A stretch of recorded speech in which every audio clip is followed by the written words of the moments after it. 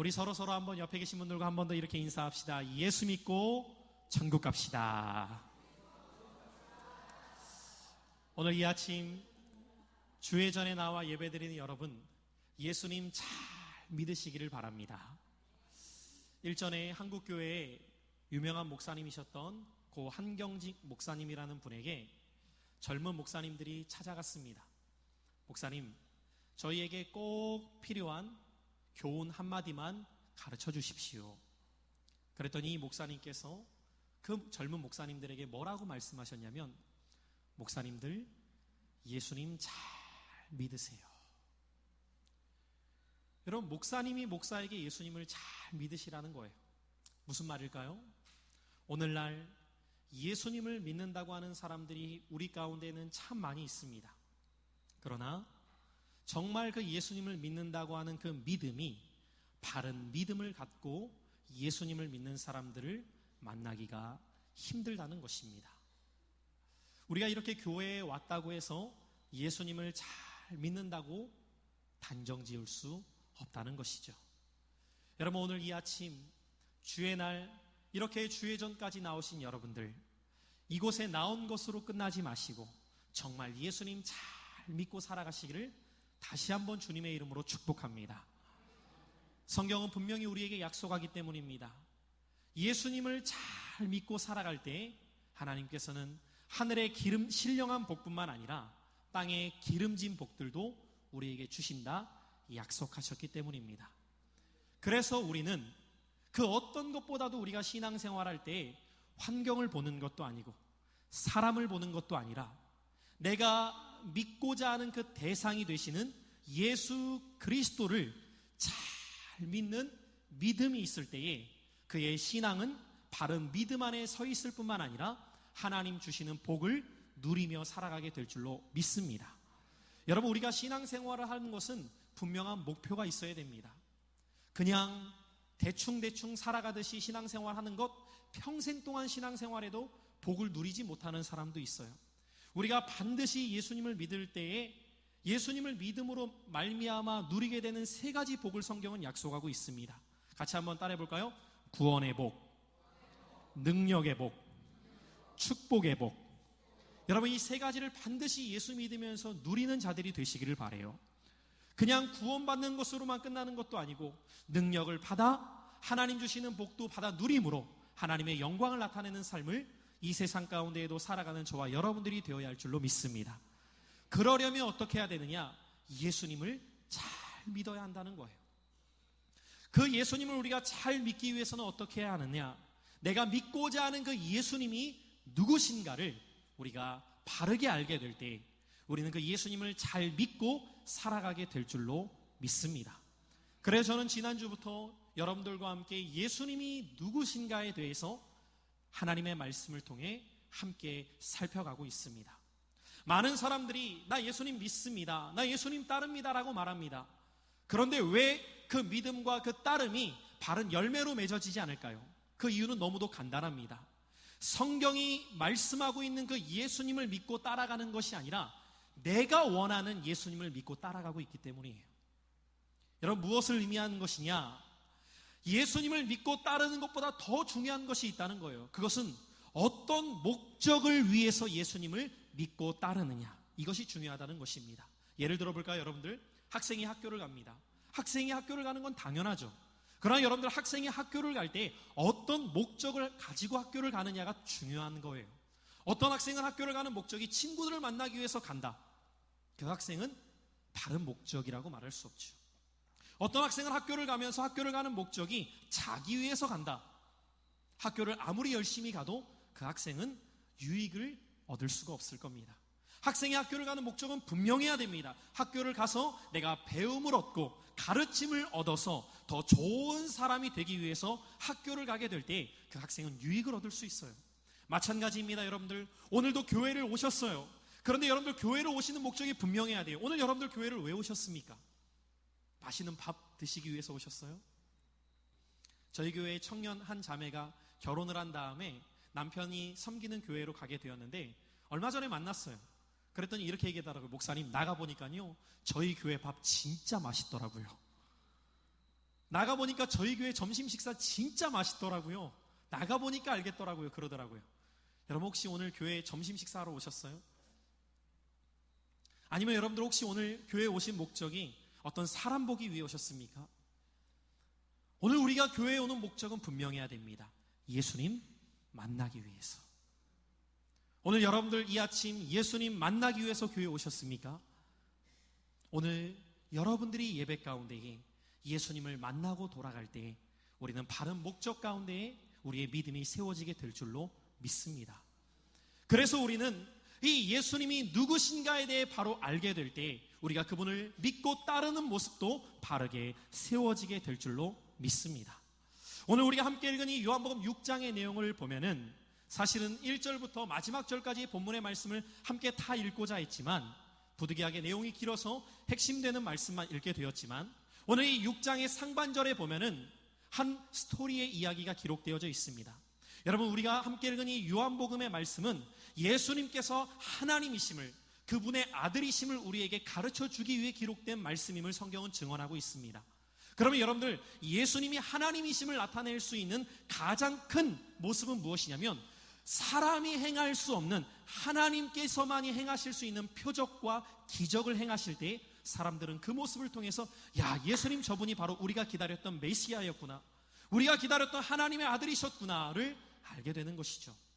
그래서 요한복음에 보면은 주님의 표적 사건이 끊임없이 기록되어져 있는데 예수님께서 이 땅 가운데 오셔서 행하셨던 기적 가운데 가장 많은 사람들을 놀라게 했던, 가장 많은 사람들에게 베푸셨던 기적의 사건이 등장하게 됩니다. 그것은 바로 오병이어라는 기적의 사건이었어요.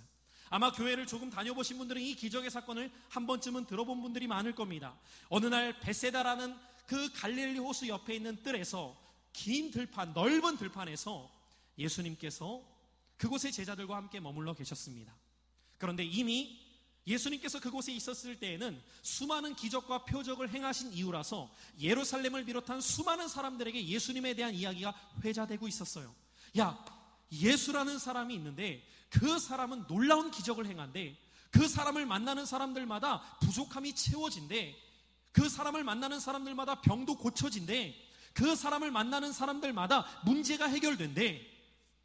이 소문이 끊임없이 사람들에게 회자되면서 퍼져나가기 시작합니다. 그런데 그때 당시에 예루살렘 사람들은 어떤 상황에 처해 있었냐면 로마라는 나라의 식민지 가운데 처해 있었던 상황이었어요.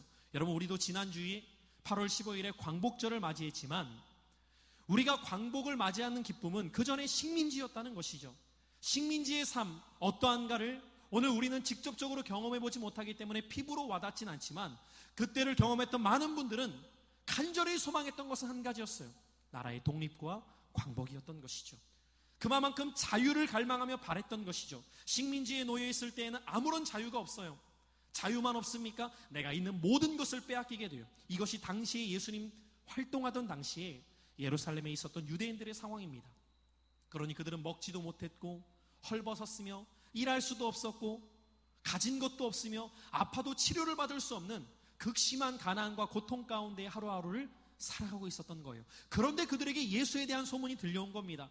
예수를 만나기만 하면 부족함이 채워지고 병이 고쳐지고 문제가 해결될 수 있대.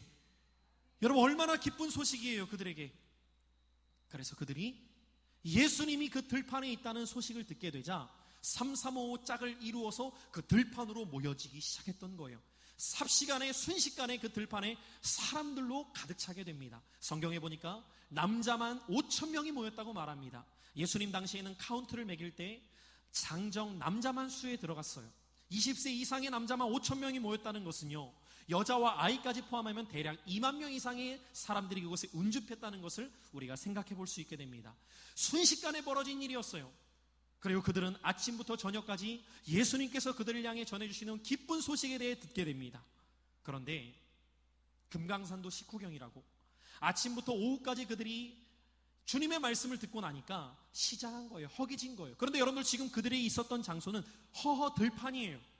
아무것도 없는 곳이에요. 집으로 돌아가도 먹을 것이 없는 가난한 그들, 누가 그들에게 양식도 줄 수 없는 그들, 그런 그들에게 주님은 제자들을 향해 물어보십니다. 얘들아 너희에게 먹을 것이 조금 있니? 여러분, 오늘 이곳에 우리가 100여 명도 되지 않는 사람이 모였지만 이 사람들이 식사만 하더라도 엄청난 손길과 준비가 필요한데 지금 그곳에는 약 2만 명의 사람들이 운집해 있는 거예요. 여러분, 무엇인가 준비되어 있는 것은 아무것도 없었어요. 제자들은 말합니다. 주님, 저희에게 준비된 것이 없어요. 그때 예수님의 제자였던 안드레라는 사람이 이곳저곳을 다니다가 한 소년, 어린아이가 도시락처럼 싸왔던 물고기 2마리와 떡 5덩어리의 도시락을 안드레에게 건네주게 돼요. 여러분, 이것은 장정 한 사람이 먹어도 부족할 양입니다. 그런데 그것을 안드레는 예수님 앞에 들고 와요. 주님, 이것으로 무엇이 될 수 있을지 모르겠지만 당신께 드립니다. 예수님께서는 그 물고기 2마리와 떡 5덩어리를 하늘을 우러서 축사하신 후에 사람들에게 떼어주기 시작하는데 놀라운 기적이 그 가운데 벌어지기 시작하는 거예요. 떼어주면 또 나오고, 떼어주면 또 나오고, 떼어주면 또 나오기 시작하는 거예요. 놀랍게도 그곳에 있었던 그 많은 사람들이 모두가 다 그것을 먹고도 성경은 12바구니나 남게 되었더라.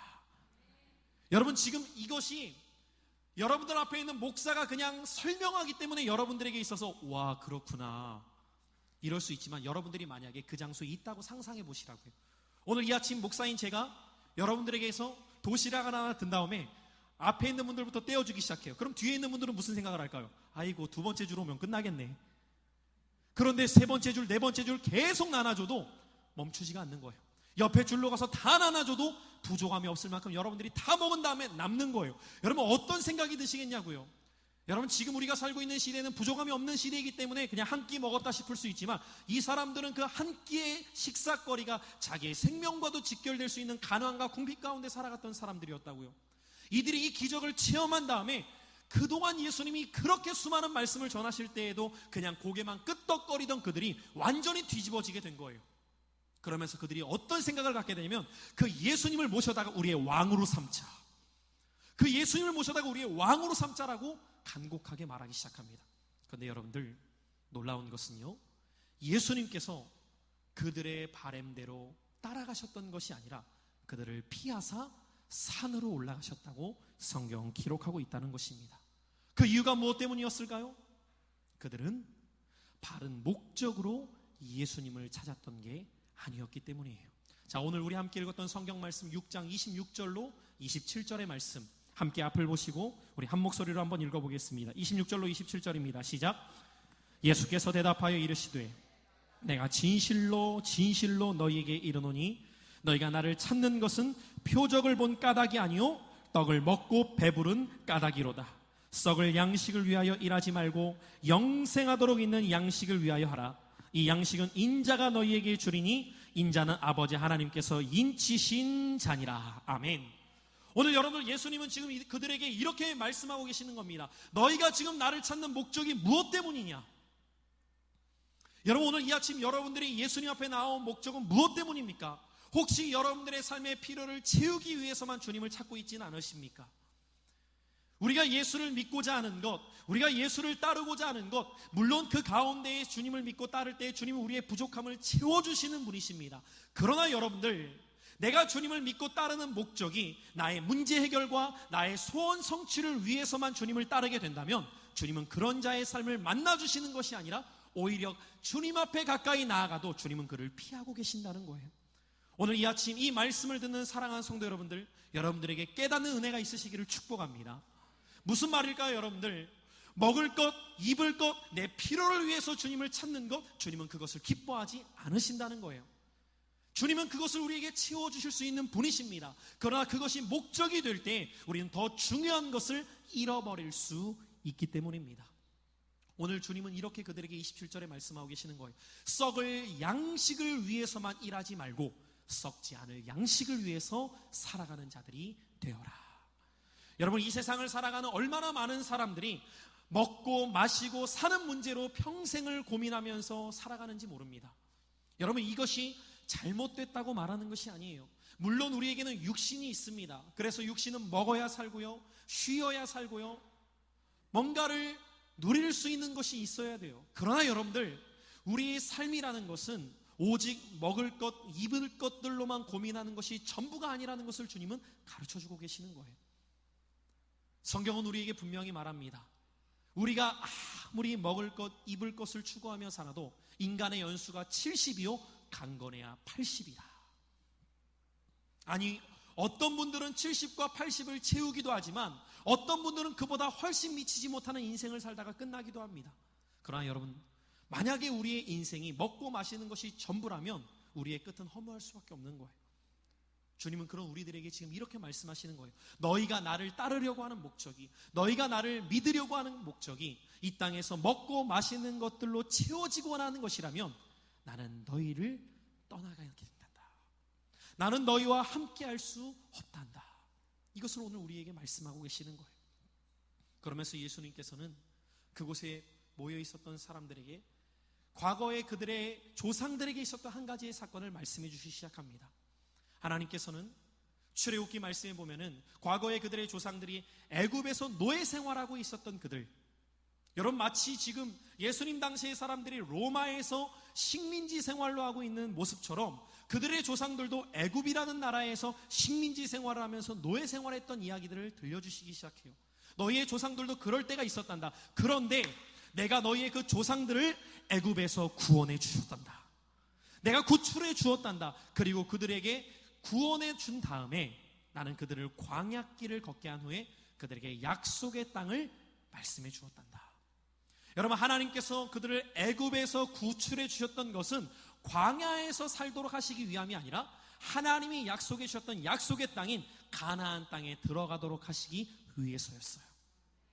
그러면 이 가나안 땅까지 가는 과정에서 그들은 40년의 광야의 길을 걸어가게 됩니다. 여러분, 이 광야의 길은 오늘날 우리에게 적용하자면 우리가 이 세상에서 사는 인생길이에요. 그럼 여러분들, 이스라엘 백성들은 광야의 길을 걸어가게 될 때 어떤 목적이 있어야 됐어요? 그들이 들어갈 가나안 땅이라는 분명한 목적을 향해서, 약속의 땅이라는 분명한 목적을 향해서 바라보면서 하루하루 걸어가야 됐던 거예요. 광야가 목적이 아니라 가나안의 약속의 땅이 목적이었기 때문입니다. 오늘 그것을 사랑하는 성도 여러분들, 우리의 삶에 적용해 보겠습니다. 여러분, 우리가 오늘날 예수를 믿고 예수를 따르는 목적이 분명해야 됩니다. 왜 예수를 믿고 왜 예수를 따라가는 걸까요? 그것은 바로 우리의 영원한 본향인 하나님께서 나와 여러분들에게 약속하신 저 좋은 천국에 가기 위해 오늘도 믿음의 여정을 한 걸음 한 걸음 걸어가고 있는 것인 줄 깨닫게 되시기를 바랍니다. 이 세상에서 천년만년 살기 위해서 예수 믿는 게 아니에요, 여러분들.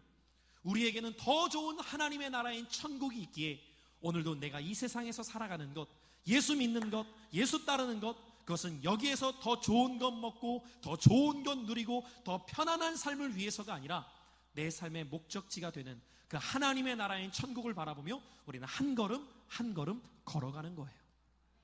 그래서 아까 여러분들에게 말씀을 전하기에 앞서서 옆에 있는 분들하고 어떻게 인사하자고 했냐면 예수 믿고 어떻게 하자고요? 천국까지 하는 거예요. 그것이 우리에게 목적이기 때문입니다. 우리 다시 한번 인사합시다. 예수님 믿고 천국 갑시다. 여러분, 이 목적이 흔들리지 않는 삶이 되시기를 축복합니다. 어떤 분들은 예수님을 믿으면서도 이 목적이 흔들리니까, 이 목적이 분명하지 않으니까 자꾸만 시선이 어디에 머무르게 되냐면 내가 살아가고 있는 삶에 머무르는 거예요. 내가 살아가고 있는 이 땅에 머무르는 거예요. 그러니까 자꾸만 문제만 보이는 거예요. 이스라엘 백성들이 그랬어요. 여러분, 그들이 이제 약속의 땅인 가나안 땅을 향해서 걸어가게 될 때 광야의 인생길을 걸어가게 돼요. 그런데 광야를 걸어가다 보니까 힘든 일들이 한두 가지가 아니죠. 여러분, 우리도 저 좋은 하나님의 나라인 천국을 향해서 걸어가게 될 때 예수 믿는다고 힘든 일이 없습니까? 아니요. 예수 믿어도요, 때로는 힘든 일이 있어요. 예수 믿어도 어려운 일이 있어요. 예수 믿어도 병에 걸릴 때가 있어요. 왜냐? 광야의 길을 건너가다 보면 그럴 때가 있어요. 그럼에도 불구하고 우리가 낙심하지 않을 수 있는 것은 아직 우리는 목적지에 도착하지 않았기 때문인 거예요. 저 좋은 하나님의 나라, 나를 향해서 예비되어진 그 목적지를 향해서 우리가 바라보면서 갈 때 우리는 믿음의 여정을 끝까지 걸어갈 수 있는 거죠. 그런데 이 이스라엘 백성들이 광야를 걸어가면서 목적지를 상실해버리니까 어떤 일이 나타나냐면 그 목적지까지 감에 있어서도 그들이 육신의 양식도 필요하니까 불평을 하기 시작해요. 하나님, 먹을 게 없어요. 모세를 향해서 원망하기 시작해요. 우리를 이 광야에서 다 죽게 하려느냐. 여러분, 지금 한번 생각해 보십시오. 그들이 어떤 상황이었나. 그들은 지금 애굽에서 노예였다고요. 아무런 자유가 없는 자기 뜻대로 행할 수 있는 것이 아무것도 없는, 날마다 시키는 대로만 살아가야 되는 그런 그들을 지금 구출해 준 거예요. 그러면 감사해야 되는데 사람이 얼마나 완악한지, 마치 화장실 들어갈 때와 나올 때가 달라요. 들어갈 때에는 제발 좀 내가 들어갈 수만 있다면 좋겠다라고 하는데, 나올 때는 언제 그랬냐는 듯이 또 다른 것 때문에 불평하고 원망하는 삶. 여러분, 그것이 우리의 인생일 때가 많아요. 이 문제만 해결되면 살겠는데, 근데 그 문제 해결되고 나면 또 다른 것 때문에 불평해요. 오늘 이스라엘 백성들은 애굽에서만 나오면 좋겠다고 그렇게 부르짖다가 애굽에서 나오니까 또 다른 것 때문에 불평하기 시작해요. 우리를 이 광야에서 죽게 하겠느냐. 그때 모세가 하나님 앞에 기도합니다. 하나님, 이 백성을 긍휼히 여기시고 필요를 채워주십시오. 그때 하늘에서 만나가 내려오기 시작합니다. 이 만나는 무엇이었냐면, 오늘날로 말하자면 콩과 비슷한, 콩처럼 생긴, 완두콩처럼 생긴 것이 하늘에서 막 떨어지는 거죠. 그리고 매일의 그릇에 필요한 것을 하나님이 채워주시기 시작합니다. 여러분, 우리가 예배 때마다 고백하는 주기도문에 보면은 일용할 양식을 우리에게 구하라고 주님은 말씀하세요. 날마다 우리의 필요한 것을 주님은 주신다고 약속하세요. 그렇게 매일의 필요를 그들에게 채워줬음에도 불구하고 감사했을까요? 또다시 불평할까요? 또다시 불평하는 거예요. 또다시 불평하는 거예요. 여러분, 어찌 보면 이 이스라엘의 백성의 모습이 우리의 모습과 같지 않나 생각을 해봐요. 어떤 사람이 그랬다고 하죠. 걸어가다가 옆 사람이 자전거 타고 가니까 불평이 나오더래요.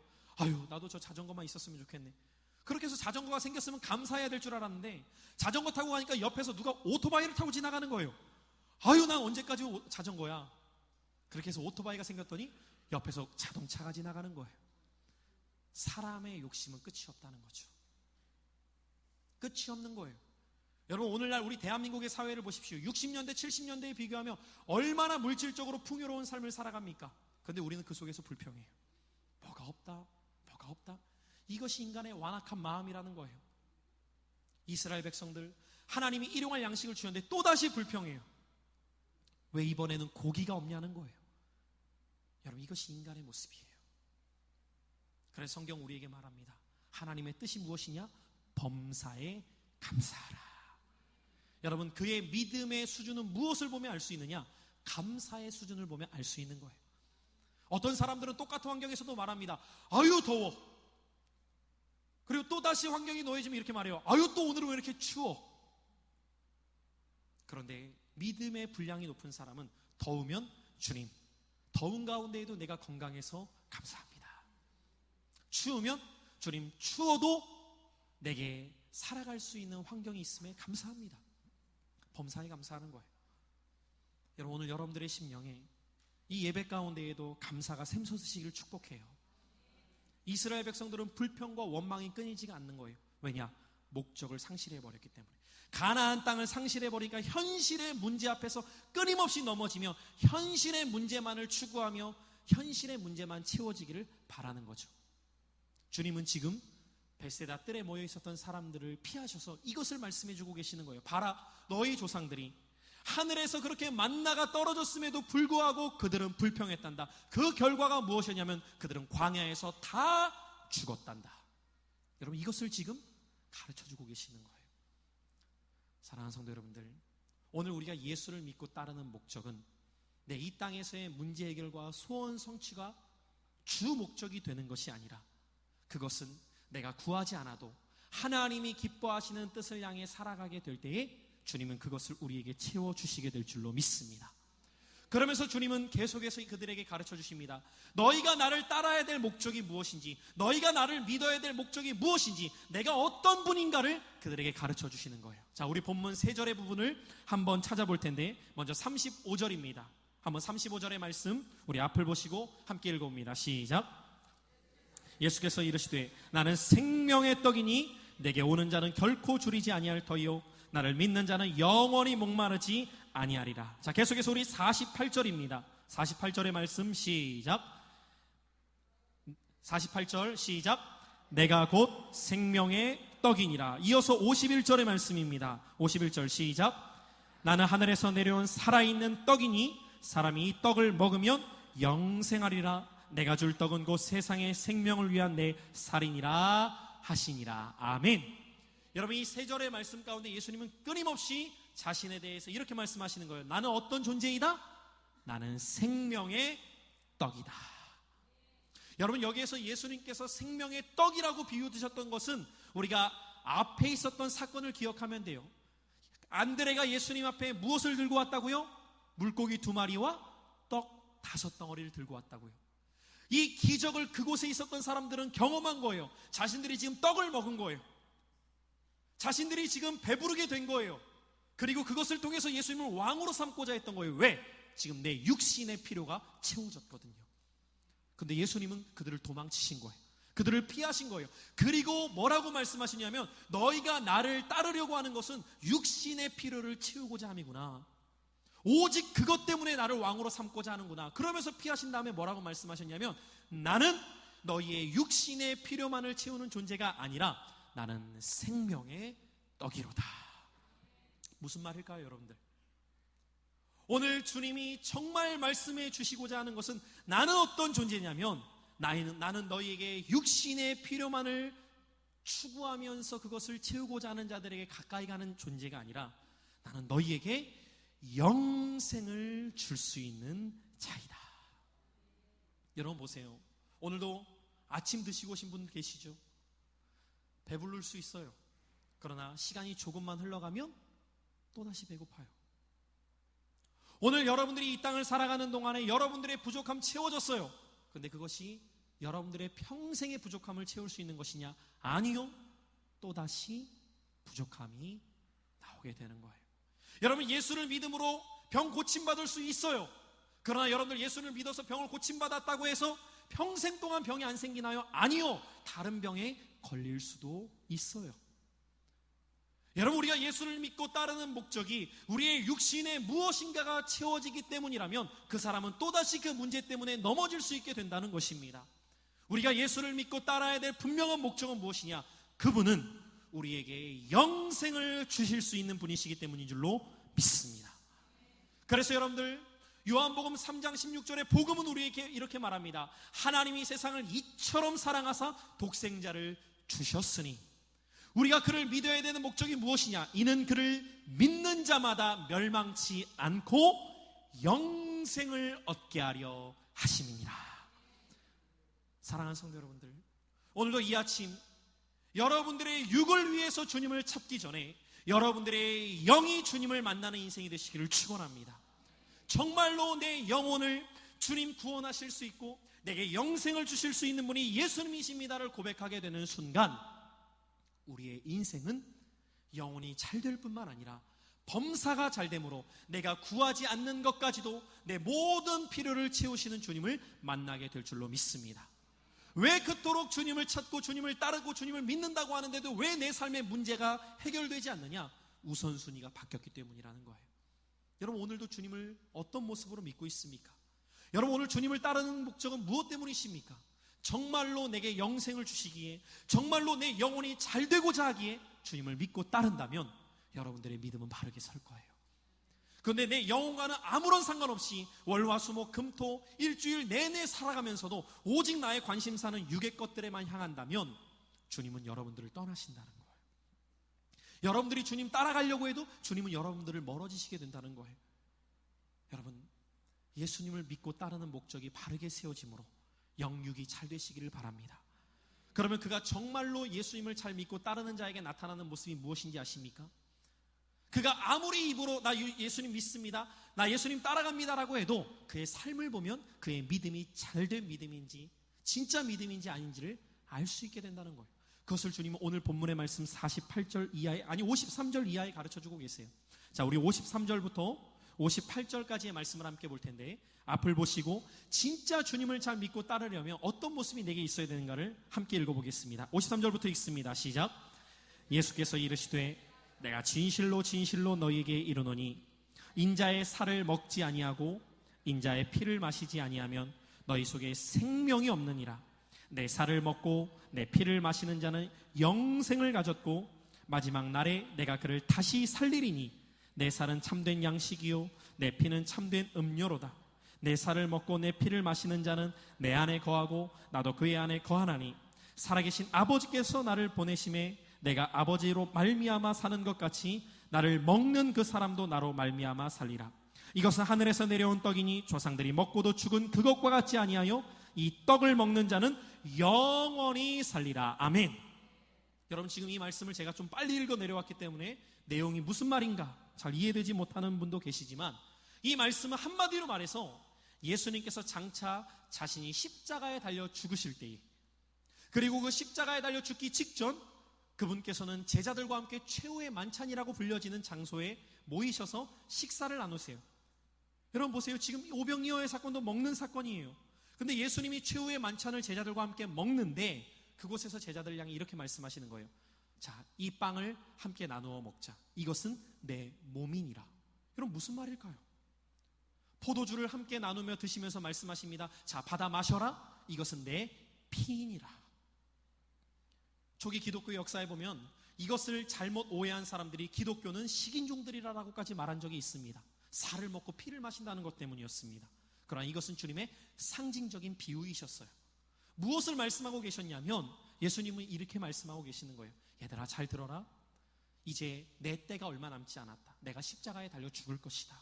내가 십자가에 달려 죽는 목적은 너희의 죄를 인함이고, 내가 십자가에 지고 죽은 다음에 다시 부활하게 되면은 그 생명이 너희에게 임할 것이다.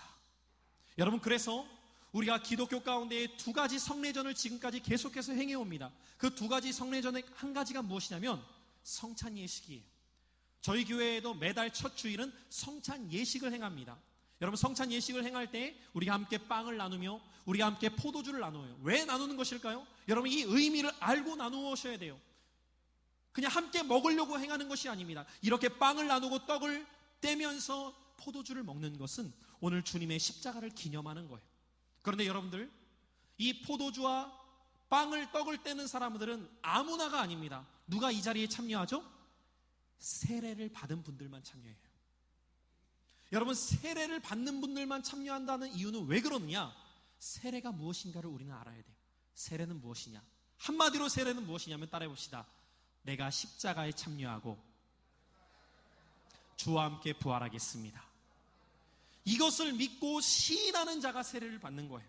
다시 말하면 나는 죽고 이제부터 예수님과 함께 살아가겠습니다. 그런데 어떤 분들은 세례를 받았음에도 여전히 자신을 위해서 살아가는 삶이 있는 거예요. 그는 세례의 의미를 잃어버린 채 사는 거예요. 우리는 반드시 세례를 받을 때 세례 문답을 합니다. 앞으로 예수를 위해서 살아가겠습니까? 라고 하면 아멘으로 화답하는 자만이 세례를 받을 수 있는 거예요. 오늘 여러분들이 세례받은 분들이라면 다시 한번 의미를 생각해 보십시오. 나는 과연 세례받은 자답게 살아가고 있는가?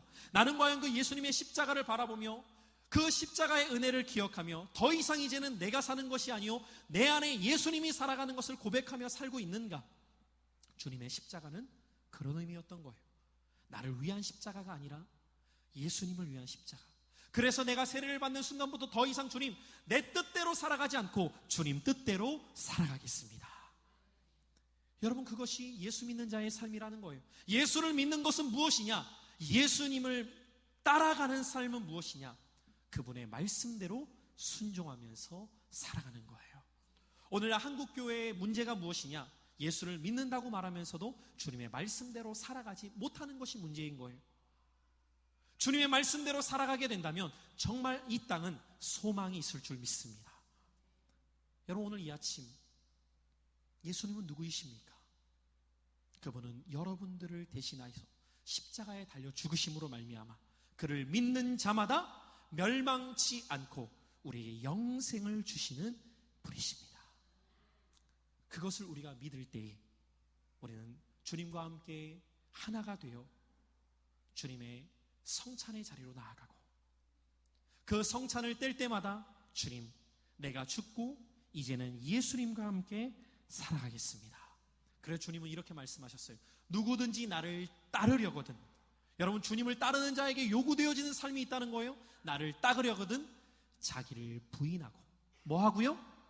나를 먼저 부인하고 자기 십자가를 지고 따를 것이니라. 여러분, 자기 십자가를 지고 따른다는 것이 무엇일까요? 주님처럼 우리가 고통당하면서 예수님 믿어야 된다는 걸까요? 아니에요. 나를 부인하고 자기 십자가를 지고 주님 따르라는 말의 의미는 무엇이냐면 이제는 내가 죽고, 여러분 십자가는 주님의 죽음을 상징해요. 내가 죽고 이제는 예수님이 나를 인도해 주시옵소서. 내가 죽는 거라고요. 내가 살아가는 것이 아니라 내가 죽고 예수님 뜻대로 순종하며 살겠습니다. 그 자에게 영생이 주어지는 거예요. 그리고 주님은 그런 자의 삶을 인도하시면서 푸른 초장과 쉴만한 물가 가운데 영혼이 잘됨 같이 범사가 잘되게 하심으로 영육의 복을 허락하실 줄 믿습니다. 여러분, 다시 한번 이 아침 간절한 마음으로 소망합니다. 오늘 이 아침 주 앞에 나온 여러분들, 예수님 잘 믿으시길 바라요.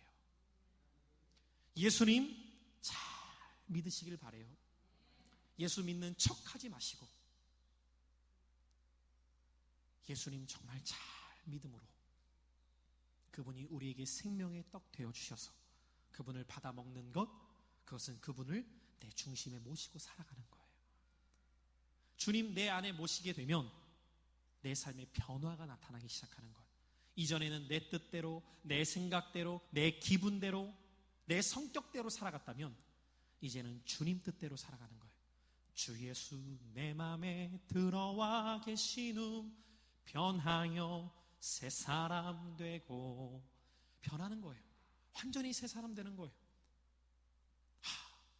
예수 믿은 다음에 저렇게 달라졌구나. 야, 예수 믿은 다음에 저렇게 살아가게 되셨구나. 변하여 새 사람 되기 시작하는 거예요. 오늘 주님은 말씀하셨어요. 내 살을 먹고 내 피를 마시는 자는 내가 그에게 들어와 그와 함께 살고 그는 영생을 얻게 될 것이다.